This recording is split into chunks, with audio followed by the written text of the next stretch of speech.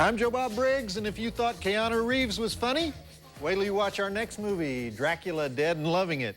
Mel Brooks puts Leslie Nielsen in Gary Oldman's wigs and leaves gaps for the laughter. Otherwise, exact same movie. You know how movies like that happen, I think? Because of the concept of talent. You know what I mean? How come no matter how cynical they are, no matter whether they're producers or directors or actors or grips, or no matter how many horrible casting stories you've seen, they all still believe, no exceptions, in the concept of talent. I mean, some call it talent and some call it genius and some call it acting ability, but they all believe there's some mysterious quality that separates the good actor from the bad one. So when an actor goes to an audition and he doesn't get the part, you know, sometimes they're crushed because they say, I know I could do that part. I know I could do that better than anybody else. I know I could do that better than the guy they gave it to. And the point is, probably true. You probably could. But they gave it to some guy they had heard of because they think that by getting his name on the video box, they can sell more copies, even though the last hit he made was in 1981. And so he's just a name, but maybe it'll be worth a few bucks. And the fading star, you know, he may have a drinking problem. He may not even care about acting anymore, but it doesn't matter. And the producer doesn't care because they're not buying his acting, they're buying his name. So there's literally hundreds of examples of this, and yet that frustrated, aspiring actor still believes in the idea of being discovered. And what's even worse, the guy who keeps getting jobs on the basis of the old TV series thinks that he's being hired because of his talent. And the director thinks, wow, we got this talented guy because I've heard of him. The fact is, for every great Hollywood part, there are probably 500 guys laboring in university theaters and regional opera companies and community playhouses who could do it better than the star who's actually hired. And I think the audience even knows that. But what's amazing is Hollywood doesn't know that. I mean, Hollywood has to know that, right? They're around these guys all the time. Hollywood invented this system. But you've still got all these old cynical directors and producers talking about star quality. He had star quality, which, let's face it, star quality is half good looks and half good lighting, right? Yeah. Or they'll say performance of a lifetime, which means the star finally did something different from what she did in her last 10 movies, right? And that's special magic. That special magic usually means she's 17 years old, gorgeous and willing. Yeah. But you know, of all the key players who combine to make a movie, the writer, the director, the cinematographer, the sound man, the art director, the editor, the composer, I would put the actors about 8th or 9th in order of importance, you know? And as movies get more sophisticated and more visual, the actor's role diminishes more and more every day. But, you know, I mean, it'll never diminish on the stage, of course. Because, you know, but in film, you can sometimes do the same thing that the actor does with animation or effects or old footage. You know, Robert Mitchum said it best. He said, Rin Tin Tin was the greatest actor Hollywood ever had. So my question is, why don't they just cut the crap? I mean, does anybody know what I'm talking about? Surely somebody does. All right, at least Mel Brooks got the casting right in our next flick, Dracula Dead and Loving It. Leslie Nielsen, Harvey Korman, Amy Yazbek, who actually knows how to do an English accent. She does. You know the plot, so let's do the drive-in totals and get it started. We have 2 dead bodies, 2 undead bodies, 1 paper cut, 4 gallons of blood, skull crushing, multiple stair rolling, stake to the heart, hand burning, eye poking, fancy dancing, flaming Leslie Nielsen, and it's got some pretty funny stuff in it. So I give it 3 stars. Check it out. They have stopped putting Winona Ryder in period flicks, haven't they? I hope. She's doing Heathers too now. I don't mind that. I don't mind Andrew McCarthy in St. Elmo's Fire. I just don't want to see Andrew McCarthy in The Merchant of Venice. You guys know what I'm talking about? Sly Stallone. He's always complaining that nobody will cast him as a doctor or a lawyer. Sly, you're not a doctor. You're not a lawyer. They're not going to let you do King Lear even when you are an 84. Have we noticed that there's a slight discrepancy between the Francis Coppola Dracula and the Mel Brooks Dracula? In the former, Jonathan Harker goes to Dracula's castle in Transylvania. In the latter, Renfield goes to the castle. Now, this is interesting. Guess which one's correct? The Mel Brooks version is correct. Bram Stoker had Renfield go to Transylvania, where he meets Anne Bancroft doing that thing with her throat. You know, Anne Bancroft being, of course, Mel Brooks' wife. She's in a lot of his movies. Okay. Let's see which long-distance company we should use, and then we'll get back to the flick. Why do all these commercials make you certain you're paying way too much for your phone calls, you know? I'm changing long-distance companies 4 times a week now. Can we just go back to the way it was on Andy Griffith? You know, just pick up the phone, ask Sarah to connect you to Floyd down at the barber shop, right? How much would I have to pay for that? We'll be back with Joe Bob's Monstervision and Dracula Dead and Loving It after these messages. Has anybody besides me noticed that every woman in this flick has huge occipital mapillaries? Amy Yazbek, who I'm sure you guys remember from the last Mel Brooks picture we showed, Robin Hood Men in Tights, is Mina in this picture, and that's Lisette Anthony as the lascivious Lucy. Lisette kept getting cast as stuffy English Rose-type characters until she posed naked for Playboy to shake things up a little bit. And that might have been where Woody Allen saw her when he cast her in Husbands and Wives. Remember the bimbo aerobics instructor who Sidney Pollack starts working out with, if you know what I mean, and I think you do? Well, that was Lisette Anthony. Okay, ads, and then back to the flick. I was going to make a Woody Allen joke, but you can't really make Woody Allen jokes anymore, you know? Because people go, oh, gross. Even though he married that girl. You know, he did the decent thing, right? It'd be different if he just wrangled a few anaconda wraparounds out of her, you know, but they went to the church and did it. Does he get any credit for that? I don't think so. What am I missing here? We'll be back with Joe Bob's Monstervision and Dracula Dead and Loving It after these messages. Mel Brooks himself as Van Helsing. Never let it be said that Mel won't get dirty when he has to. Really, though, not much different than Anthony Hopkins' version of Van Helsing, don't you think? You guys know that Mel Brooks' company produced The Fly, only the greatest David Cronenberg flick ever made. Also The Elephant Man, 84 Charing Cross Road, My Favorite Year, and Francis, the one with Jessica Lange. Not really as good as the one with the talking mule, but anyhow, Mel Brooks never puts his full name in the credits of his more serious flicks because he doesn't want people to go in with Mel Brooks on the brain and think it's going to be a comedy. But on the other hand, he doesn't really get recognized as the classy filmmaker that he sometimes is, so that's kind of a shame. Of course, sometimes he's just a guy who likes to write enema jokes, too. How many enema jokes have we had so far? All right, back in a bit. I make that reference, but you guys probably don't even remember the Francis movies, do you? The precursor to Mr. Ed? That's where they invented that technique to make large livestock appear to be talking. And most people say it involves peanut butter that they would put in there.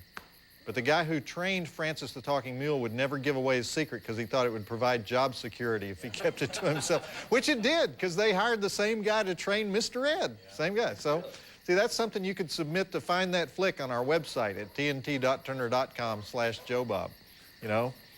Joe Bob, what was that movie from the 50s where Piper Laurie and a talking donkey break up a crime ring? You know? Or you could be the one to identify it. Why, that's Francis Goes to the Races, you moron.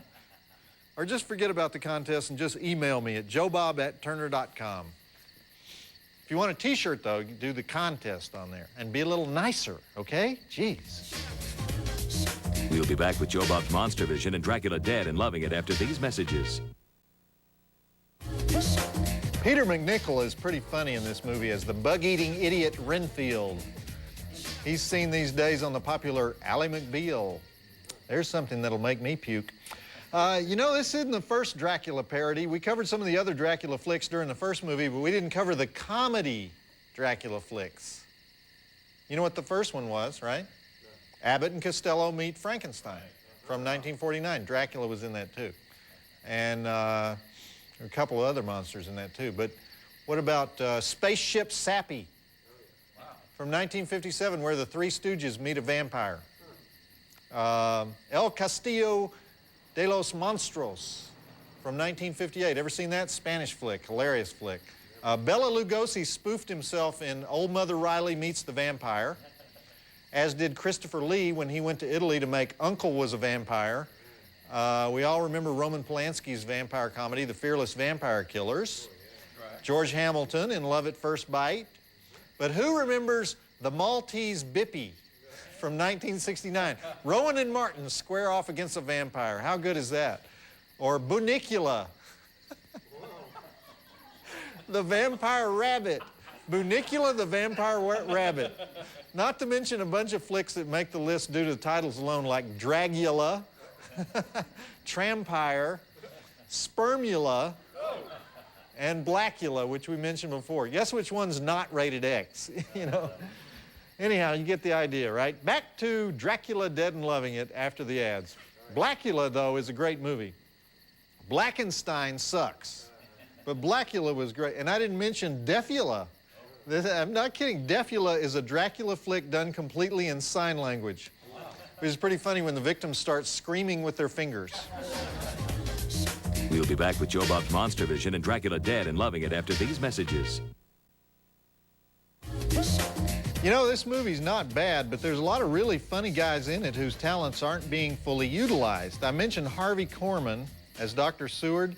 He's just playing straight man to Mel Brooks here, which, of course, is what he did with Tim Conway on the Carol Burnett Show. Remember how he'd always crack up at whatever Tim Conway was doing? But Harvey was pretty funny himself on that show. And Steven Weber's a pretty funny guy, big star of Wings. He and Amy Yazbek were reunited on Wings, right? Didn't she play the sister? Yeah. The one without the Southern accent? Actually, there are some funny scenes coming up here, so let's do the ads and get back to Dracula, Dead and Loving It. Or as it's translated into French, Dracula, Dead and Pleased. If it had Jerry Lewis in it, then they'd call it Dracula, Dead and Loving It. Oh, I was looking at this. Does Count Chocula count as a Dracula parody? Because I was wrong. They gave this to me. There have been about 50 Dracula parodies. Count Chocula, though, is on here. That's borderline, I think. Breakfast cereal as satire. I don't think so. That's very Andy Warhol, though. Andy Warhol! Andy Warhol produced a Dracula film. What was the title of that thing? Oh, yeah, Andy Warhol's Dracula, 1974. Did Andy play the part himself or just drip some fluorescent paint on one of his groupies or something? I don't know. Maybe he used Count Chocula as Dracula. That would be very Warholian, don't you think? Yes, sir. Yes, we are moving on. Yes, thanks. Sorry. We'll be back with Joe Bob's Monstervision and Dracula Dead and Loving It after these messages. I should mention that this flick got a very special award in 1995, Most Boring Comedy of the Year, by the Boring Institute. The Boring Institute is in New Jersey, and it only has one member, the Institute's founder, president, and membership chairman, and he limits membership because meetings would be too boring. But it's not that bad, though. I think he was overstating it a little bit. According to Mel Brooks, it did very well in Transylvania. Yuck, yuck, yuck. Okay, that part where the Dracula tango was just way too short, but hang out through this last set of commercials because then there's 25 minutes of uninterrupted hilarity, I promise. Every scene where Leslie Nielsen tries to hypnotize somebody cracks me up when he keeps saying, "You are getting sleepy." And Renfield keeps falling asleep before he can tell him what to do. And when he tells the usherette, "You will remember nothing," and then she can't remember what he tells her to do. And when he orders Mina and the maid around the bedroom and they're on like the same channel, it cracks me up. But nothing cracks me up like that old faithful geyser of blood that spews up out of Lucy's body. That is funny. That's more gore than TNT has allowed on this network in 3 years. And it took Mel Brooks to get it past the high sheriff. So congratulations, Mel. We'll be back with Joe Bob's Monstervision and Dracula Dead and Loving It after these messages.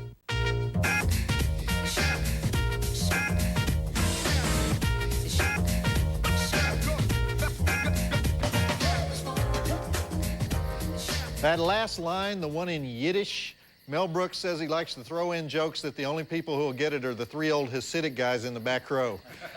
Okay, I want to let you know that next week on Joe Bob's Hollywood Saturday Night, we have 2 movies featuring men in uniform, Priests and Flyboys. I'm talking about The Exorcist and Top Gun. That's it for me, Joe Bob Briggs, reminding you to always borrow money from pessimists. They don't expect it back.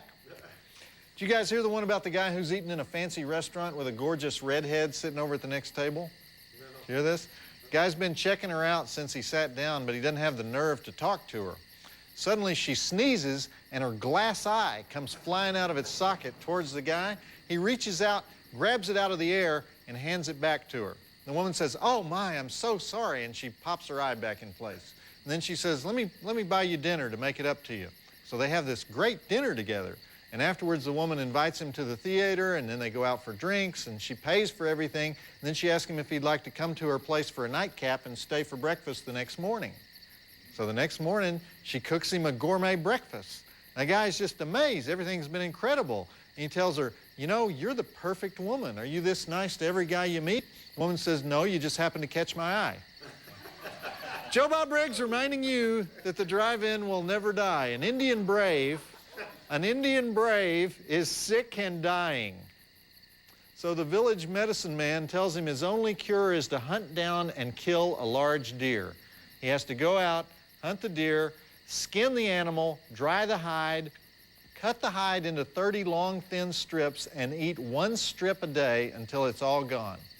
Then report back to the medicine man. So he manages to go out and kill the deer and skin it and start eating the strips. On the 30th day, he eats the last strip. And even though he's almost dead, he crawls to the teepee of the medicine man, and the medicine man says, you look terrible, what happened? And the Indian says, the thong has ended, but the malady lingers on.